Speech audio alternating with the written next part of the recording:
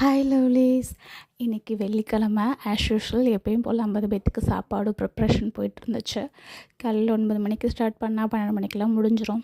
மற்ற நாட்களில் 50 பேத்துக்கு கம்பல்சரி சாப்பாடு இருக்கும். வெள்ளிக்கிழமை மட்டும் 70-80 பேத்துக்கு சாப்பாடு போயிட்டுருக்கும். அல்ஹம்துலில்லாஹ் அது போயிட்டுருக்கு. ஓகே, நம்ம சிக்கன் எப்படி செய்யலான்னு பார்க்கலாம்.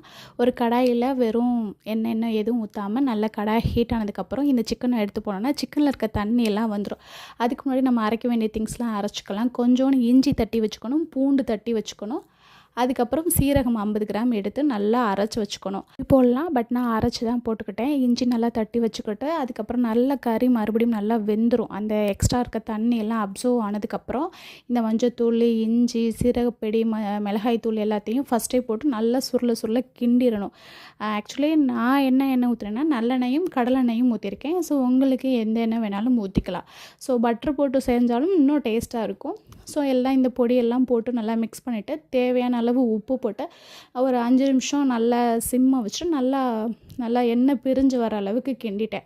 கிண்டினதுக்கப்புறம் மறுபடியும் நம்ம பூண்டு தட்டி வச்சுருக்கோம்ல, பூண்டு கடைசியாக தான் போடணும். பூண்டு தட்டி வச்சுருக்கேன். நான் காஷ்மீர் மிளகா போட்டேன். உங்களுக்கு பட்டை மிளகா உரப்புக்கு வேணால் போடுங்க, எனக்கு உரப்பு வேண்டாம் அப்படிங்கிறக்காண்டி காஷ்மீர் மிளகா உரப்பு இல்லை. அப்புறம் அதுவும் போட்டுட்டு அதுக்கப்புறம் பூண்டை போட்டுட்டு முந்திரி பருப்பு போட்டு நல்லா கிண்டி முடிச்சுட்டு பார்த்தா சூப்பரான எம்மியான நம்மளுக்கு பிடிச்ச மாதிரி ஒரு சிக்கன் ரெடியாக இருக்கும்.